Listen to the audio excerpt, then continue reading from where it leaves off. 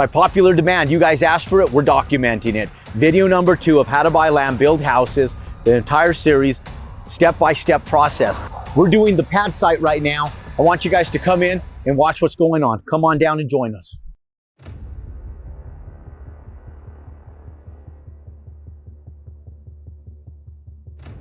Let's do that one on the other side, guys. Let's do it, so it's not on the roots of the tree. Let's just do it like right here.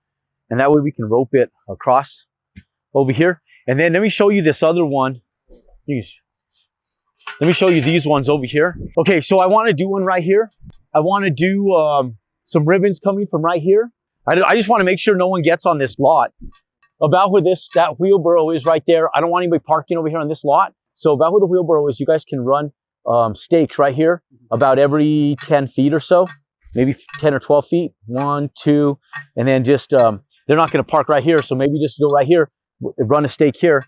Then we'll run a stake over here and then run it to where, to that hillside over here. Okay. We'll run on the base of the hill. We'll just run it right where that wheelbarrow is so that way no one parks even on this natural stuff here. Cause I'm going to end up putting some trees over here to separate the lots a little bit, but they'll park on here on all this stuff. They'll ruin it. And there's not much in here. We should actually rake all this shit up and put it in here too. We should try to rake, or actually maybe we shouldn't. Maybe we should just fucking leave it. We have to make the road anyways, but I would just run it close to the tree and then just run it. The property lines where that pipe is comes right through here. So I don't want to ruin this shit. So we should probably kind of rake some of that stuff out right there, but just run it. And they're not going to come up past the wheelbarrow. So I'd go up to about the wheelbarrow right there. And that should do it, bro. And just run it right here. I just don't want them. I don't want them on that side of the property. Yeah, they see a flat area and they're going to go right there. And then they're going to come through here and they're going to go that way on it. Okay. So they'll start parking there. That's what they'll do. We're going to end up making some parking up here. You're good. Go ahead and help them put those things up, man. And we're good. Let me check with Joseph and get out of here. No, I'm going to get rope. Just put them up and I'll come tie the rope on here. Or I'll give it to you guys for Monday to do it. But no, just get that. And then I want to get this stuff loaded for Joseph so he can get out of here. And then we'll load in his bucket. And then I want all this raked out over here. All this stuff raked out. Pick those up over here. And then I'll have you guys rake out the driveway again today to keep it looking neat. All right, so we're documenting the process of buying land, building houses, and we're doing what's called a pad site right now. So we typically come in and we have the surveyors come and mark our corners of our house. Now, we usually go 5 feet further than where the house is actually going to sit, and sometimes 10 feet further if we have the room. But traditionally, we go 5 feet further on the actual pad site than we actually need for the area of the house, so that way we have plenty of room to maneuver around the house and get the pad site leveled out so we could do the foundation.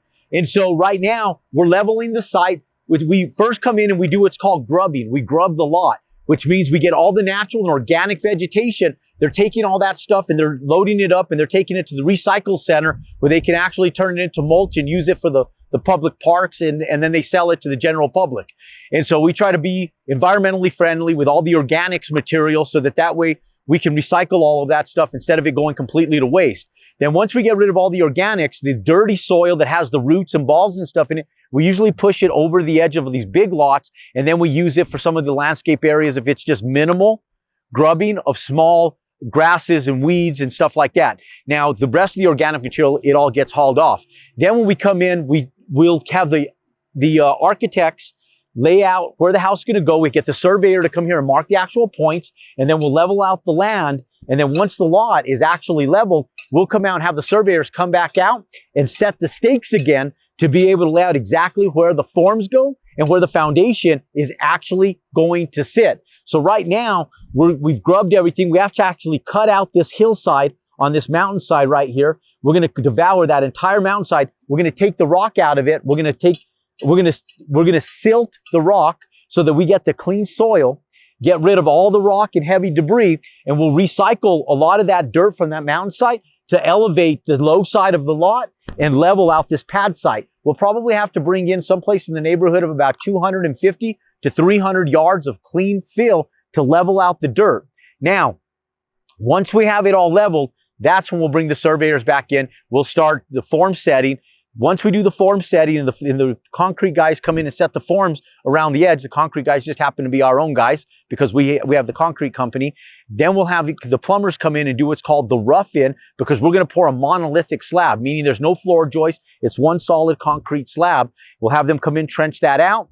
We'll get a rough-in inspection. We'll bury the lines, and then we'll come in. The form setters will do what's called truing the forms, making them true to the actual layout of the house. Then we'll have the surveyor come back out yet one more time to certify that the corners are exactly where they're supposed to be.